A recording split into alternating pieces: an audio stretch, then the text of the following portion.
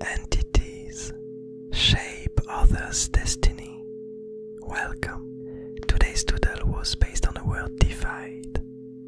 And for this peculiar one, the first pathway, the first card that led me to this peculiar scene was the Wanderer, the first ever pathway that I drew, which states that every question leads to another, and it kind of automatically led me back to this seedling king, to the alchemist, from which we followed the adventures in the last few doodles. And last time we saw it, it was wandering around in these different compass clock artifacts, looking at the position and the events that were occurring in different places of the Abyss Garden, looking at the different point of views that it could gather around the Abyss Garden, and the one that it seemed to be the most interested about, the one that it was following, was the story of this arbiter that just arrived, that just been unshackled by the mergers. And so what we'll see in this scene will also be influenced by the other cards that we will see.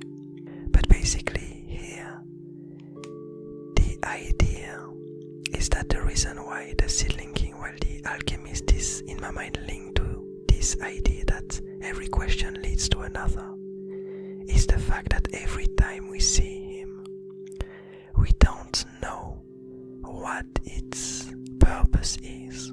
Every time we see it, it's doing something new, a new experiment, it's following a new purpose, and it always leads me to ask more questions about its behavior, the reasons for its actions. And so the second pathway that I drew for this scene, for this doodle, was the deep hunger, which states that entities crave what they don't possess, and it feels deeply linked once again to the seedling king, in that it's the one to create all of these tools and to seem to want to have more abilities, more options, to possess more ways to discover and to uncover things that happen in the Abyss Garden. It seems to be in search of some greater information, some greater knowledge, and it seems to be really craving this knowledge and this information. And so what we see here is something quite interesting in this scene. Basically, we see the seedling king and its two advisors, still with the compass clock that was showing this arbiter, this tiny character that has been freed by the mergers. And it seems like the two advisors, under the orders of the alchemist, are tearing apart this compass clock. And something really interesting is happening in response to that. As the vision gets torn apart, what we see is that the arbiter is losing its scale, and we can imagine that it's gonna happen physically in the Abyss Garden, but we don't know exactly what kind of impact this will have in the future.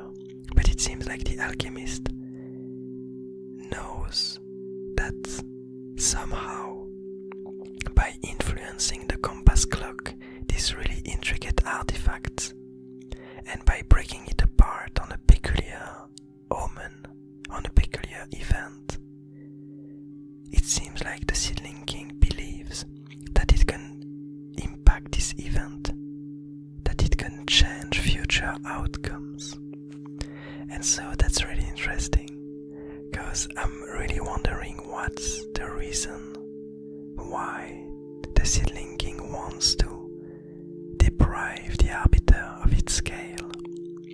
And I have an idea that, as we discussed previously in the scene where the arbiter meets again with its old friend, the avatar of change.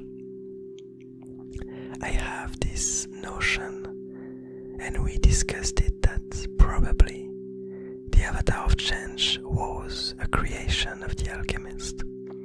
And so we can imagine that they might hold similar purposes or similar goals, even though I wouldn't be that sure about this information. Because as far as we've seen, anytime the seedling king, anytime the alchemist comes up with a new tool, with a new creation, it seems to always leave it behind in the end. It seems to want to create new tools and to gather new knowledge.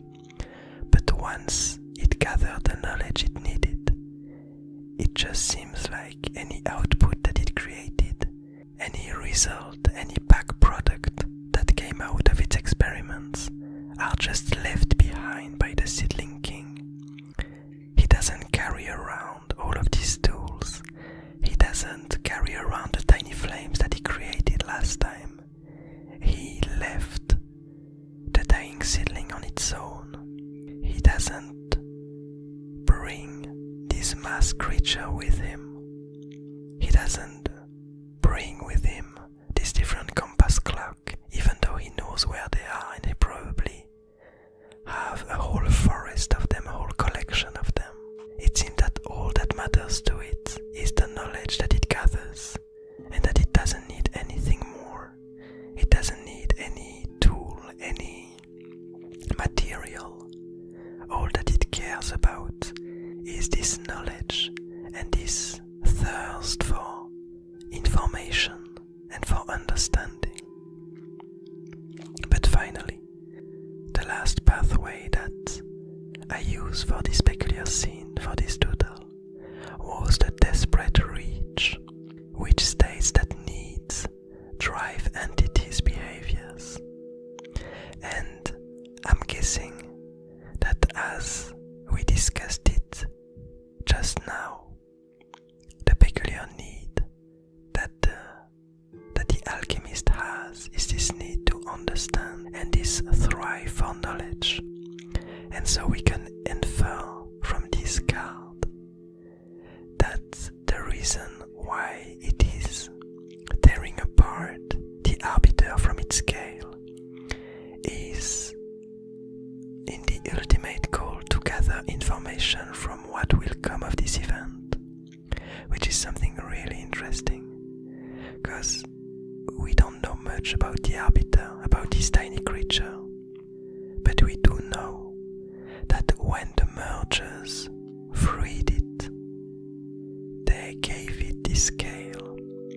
And we might imagine that maybe the scale isn't for the arbiter to use, but maybe the scale is in order for the arbiter to stay on track and to not be influenced by other things that it might be influenced by.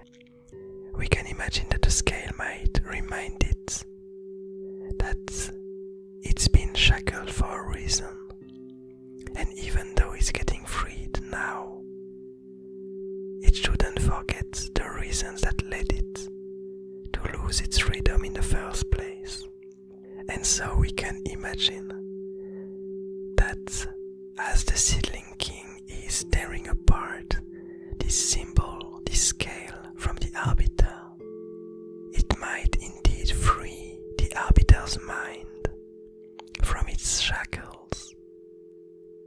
Even though the body of the arbiter had been unshackled, had been freed, its mind was still in this realm of being enclosed, of being trapped within the sins that it might have dwelled into in the past.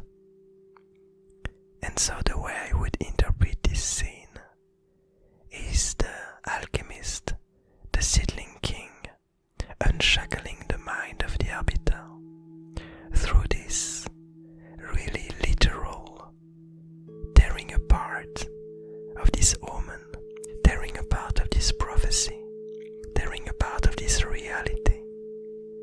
and that's quite a fascinating idea. I really enjoy the scenes with the Seedling King, with the alchemist, but I do find that often, whenever I draw a scene with the alchemist, I feel like the scene itself, the way it looks visually, the composition is never that great, because often it's surrounded by artifacts, and I never have a really bold, black thing that is happening somewhere on the paper, somewhere on the scene. I often have a lot of lines and a lot of slightly detailed and thin textures. I discussed this a while back, but I feel like the doodles that I enjoy the most have some kind of balance of really black places, of really empty ones, and of mix of both in the middle. A lot of different textures that go from totally empty to totally full.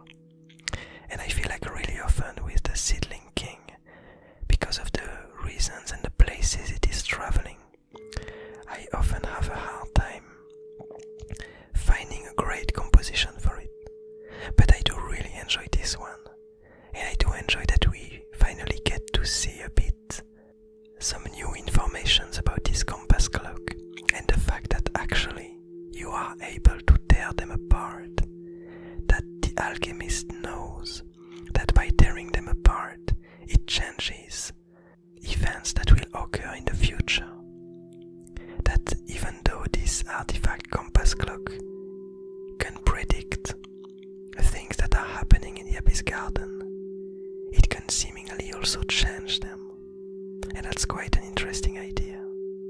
But anyway, I hope you enjoy this doodle. I hope you enjoy the story, the lore behind it. I hope you're having a nice day, a nice evening, a nice morning. And I'll see you tomorrow.